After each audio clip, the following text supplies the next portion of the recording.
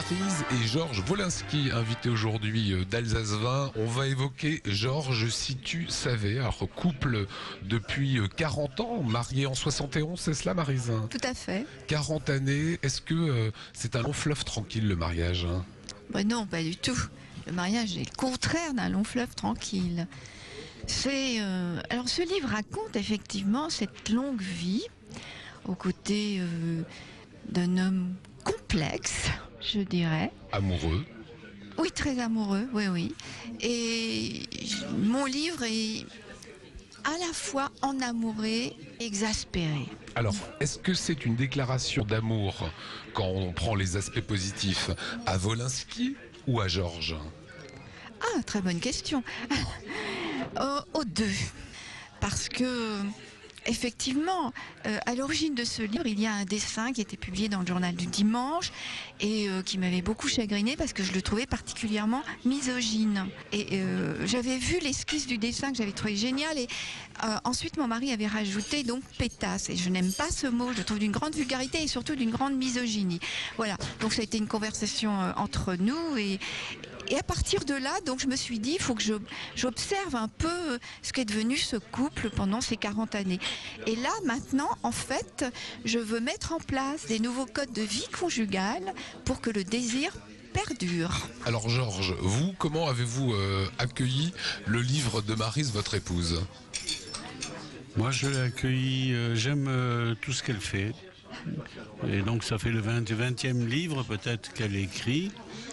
Je l'ai trouvé particulièrement intéressant parce qu'il parle de moi. Elle ne parle pas toujours de moi dans ses livres. Hein, c'est même assez rare.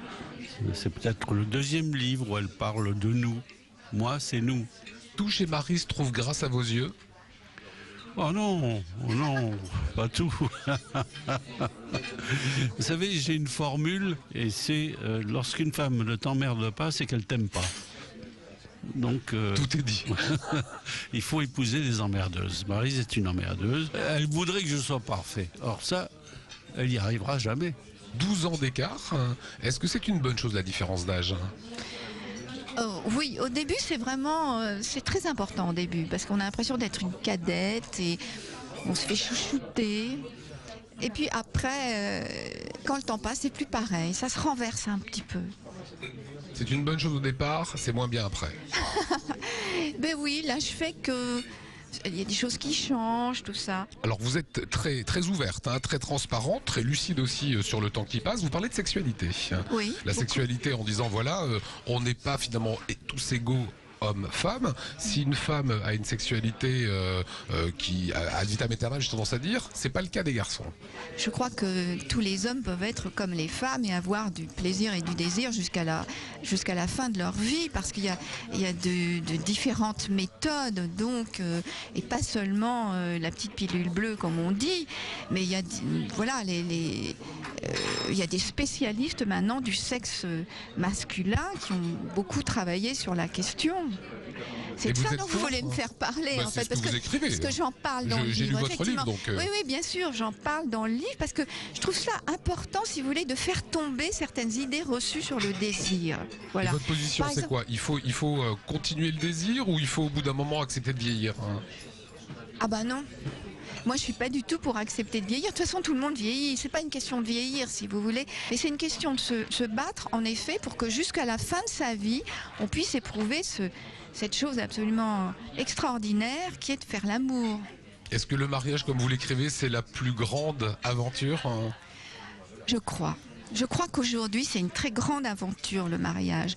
Parce qu'on ne sait jamais si on va trouver, si c'est une vraie rencontre, si on va trouver sa vraie place. Je dirais que c'est une aventure périlleuse, mais c'est une très belle aventure. Véritable champ de mine, écrivez-vous. Oui, mais parce que c'est vrai. Il faut y aller à pas compter. Georges, toujours autant amoureux comme il y a 40 ans? Ah oui, alors. De plus en plus, même.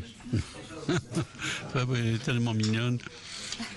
Et elle était déjà il y a 40 ans, mais elle est de plus en plus belle, je trouve. Et puis, c'est une compagne, c'est la compagne de ma vie. Je ne conçois pas ma vie sans elle, sans ses rires, ses coups de téléphone, c'est pas dans la maison, c'est... Voilà. Georges, si tu savais, comme l'écrit Maryse. Merci à vous. Merci pour cette rencontre. La